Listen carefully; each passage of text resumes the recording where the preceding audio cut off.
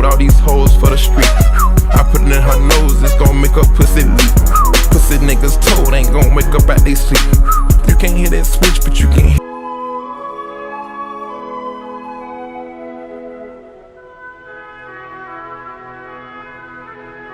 Go fuck on the feelings, don't nut on the face. Trust me, I feel like the man. Trust me, I feel like the wop rock. You can depend on.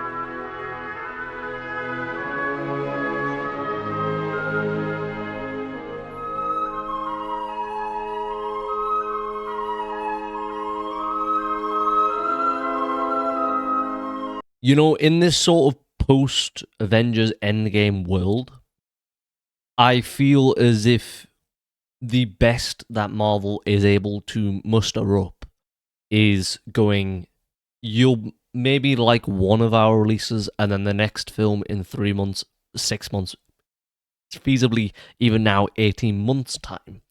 Maybe you'll just not enjoy it as much. And even if you didn't or weren't into that clip of films that they were putting out from Avengers through to Endgame, maybe you weren't into a lot of those films, but there was at least a respect that we all had for what they were doing. In the post-Endgame world, things like the Marvels, the Eternals, and Shang-Chi and the Ten Rings, these films are unprecedented flops in the Marvel catalogue. It has struggled continuously to rebound, and even when it has, with films like Thunderbolts, it has rebounded critically, but it hasn't rebounded necessarily financially.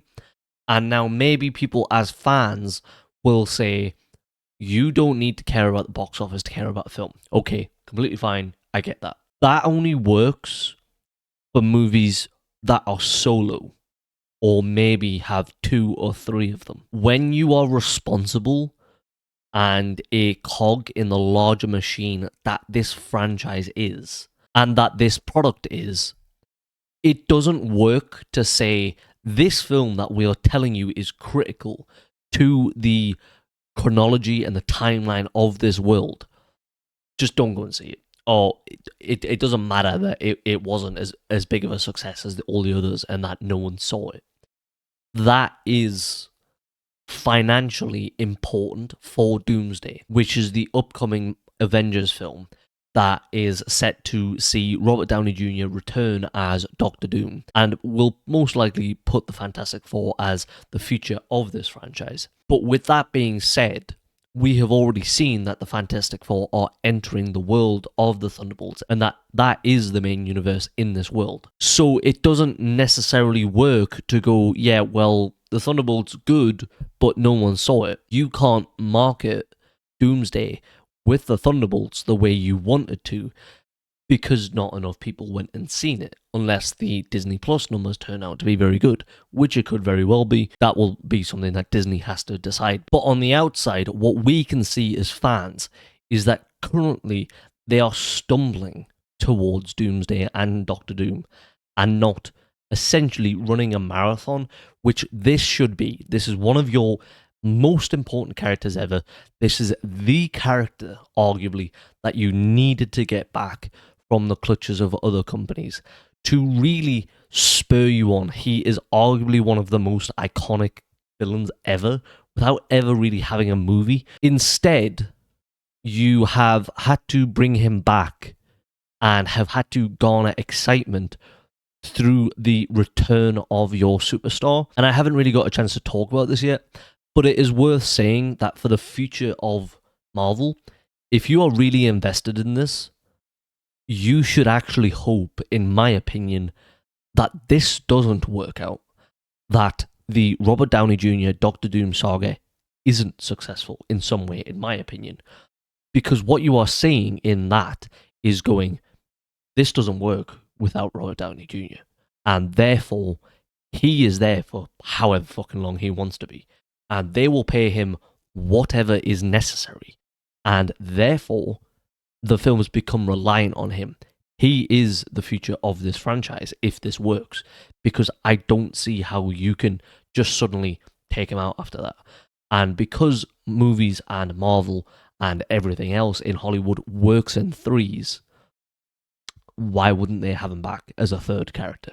I do not think this, in the long run, is paving the way for success for Marvel. And listen, they have already had plenty of success. They already have enough creative executives, in Kevin Feige specifically, to work this out. But what we are seeing from Doomsday and what we are seeing from the path forward is that there isn't a lot of road here, and they seem to be paving it as they are going along. No better example of that than the fact that it is reported that Doomsday, which is currently in production, doesn't even have a written third act. That brings us on to Fantastic Four, which essentially is the final stepping stone before we reach Avengers Doomsday. And it is obviously quite fitting, given that Doctor Doom is the pinnacle of Fantastic Four villains. I have to say that I do not think there is enough here to really push us into Marvel next year. There is an 18-month gap between these two films, and what I ultimately think Fantastic Four boils down to is your run-of-the-mill collection of superheroes, hodgepodge team who maybe don't always make the right decisions, maybe they do, and they don't really have much motives. Your villain doesn't really have much motives, and you're getting some sometimes cool visuals. Although on all three of those accounts, I don't think that this film is particularly good. Starting off with the heroes, I don't think that any of these are written very well. None of them have any personality, and I think in the case of every one of these four characters, these main four characters, Mr. Fantastic, Sue Storm, Johnny Storm, Human Torch, and The Thing, all four of these are written quite poorly, and you have to, in my opinion, with this film, compare it directly to Thunderbolts. With Thunderbolts, you are telling us that the future of your franchise is smaller movies, still ensembles, where the characters are more deeply motivated, you have understanding of why they're doing what they're doing, they're not one note, and we are going for depth rather than quantity. Quality over quantity. That is what they're saying. The message is with Thunderbolts. That was uttered by executives, that was echoed by cast members, that was told to us by the director. Okay, fine. That's what you want to be judged on. That's fine. I have no issue with judging you on that. In this film, none of these characters are dealing with something personal to them. Or if they are, it's basically about 5 minutes of the film and then it's on to the next thing. The main drive that we are meant to believe is a major obstacle in this film is the question of, should the Fantastic Four sacrifice one of their own family members or the future of Earth? The reason why this doesn't work is because there is no serious debate at any point about this topic. It is just, we're a family, Earth is a family, let's move on. And then that's kind of just left at that. You don't really get this arc of, maybe there's one person who is firmly against it, one person who is firmly in favor of it, one person who is sort of in the middle, but leaning this way, then that opposite leaning that way. There's none of that, and none of the characters in turn have deeply held motivations or deeply held personalities or deeply held issues that they're dealing with.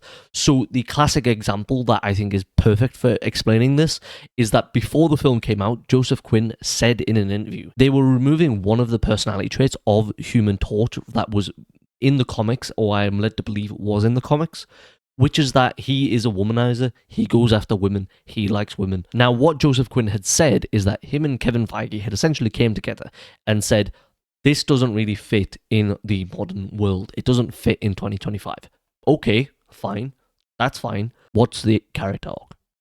What else is he going to be overcoming in this film? And the answer to that is nothing.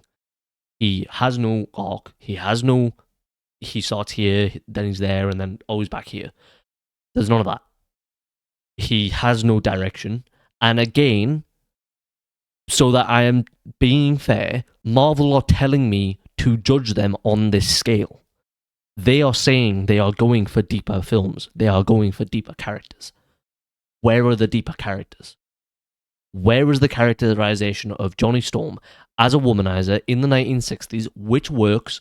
You can tell that story, and then through some weird relationship with one of the villains, Silver Surfer, he overcomes that and learns that he can't treat women like that. All right, fairly basic. You're still going for what you are telling me you're going for. Same with Reed Richards, same with Sue Storm, same with The Thing. The Thing, obvious. Identity issues, who am I, self-image, and you get one mention of this, and then that's it. Nothing else. And I just don't understand, because these things that the film should be going for, if they're wanting to have a deeper film, are basic. All four of them are relatively basic. Why is there nothing in this film, considering, again, it is in the 1960s about the nuclear family? What is the relationship between Reed Richards and his wife? Is he the leader? Is he a bad leader? Is she basically shut out? Why aren't we getting any of that? It's very strange, in my opinion, that they have gone, look at this cool aesthetic. Isn't this cool? Don't you want to come back for this? And then can't actually show us anything related to the aesthetic. It is entirely surface level. It is entirely an aesthetic choice rather than a story choice. And again, you are telling me to judge you on this scale, and yet you are already failing, in my opinion, on your second try. Now, okay, maybe it's a stumble and you'll get back to there. Your next opportunity to get back there is Doomsday. This is the most important film that possibly you are ever going to put out. Because if that doesn't work, if you can't sell that, you're probably done. So the heroes in this film are written incredibly basic, and even if I'm saying that they're going for these deeper stories, they're going for these deeper characters, I'm not expecting fucking Paul Thomas Anderson, There Will Be Blood. I'm not expecting Django Unchained. But you're telling me that you're going to go one level beneath. I'm expecting The Dark Knight. Not the deepest film ever, but grounded, deals with some of those sorts of issues. Why aren't you able to do that if that's what you're telling me you're going for? And instead, you seemingly have just reverted back to your old style, your Avengers style, for this film, when you should be attempting to sell people on your new style. What is the message here? I'm confused. What should I expect from Doomsday? Should I expect Thunderbolt? Should I expect Fantastic Four? I don't know which one it is. So I'm looking at Marvel and it just feels directionless. And it's not just directionless when I'm looking at the heroes. When I'm looking at the villains in this film, okay, Silver Surfer, fine. She's barely in the movie. Galactus is just a guy who wants to eat planets. And they tell us at one point, oh, well, he's hungry and it's a curse. He doesn't want to be doing this. Okay. And then, do you want to go any deeper? No. We couldn't possibly go any deeper than that. That's as deep as we can possibly go. Why is he cursed? We don't know. And they're not going to fucking bring this guy back. If they do bring him back, it will not be explained in any way. It will be as surface level as this film already was. And it's just painfully bland. And don't even get me started on the fact that he looks like nothing. And I just feel like I'm looking at a wall when I'm watching this guy move around on screen. And I feel the same way when they're in space. I feel the same way when they're on his ship. What am I meant to be looking at here? You're talking about one of the biggest villains in all of Marvel right now. And yet he looks like a dog's fucking penis when it emerges from the skin. Get it together. You're telling me this is important. Make it important. He looks shit. I know that I've been mostly negative about this. The thing that is annoying to me is that the film is just kind of painfully fine. Like, it just sort of is here. Thunderbolts, to me, didn't really work, but it is at least trying something.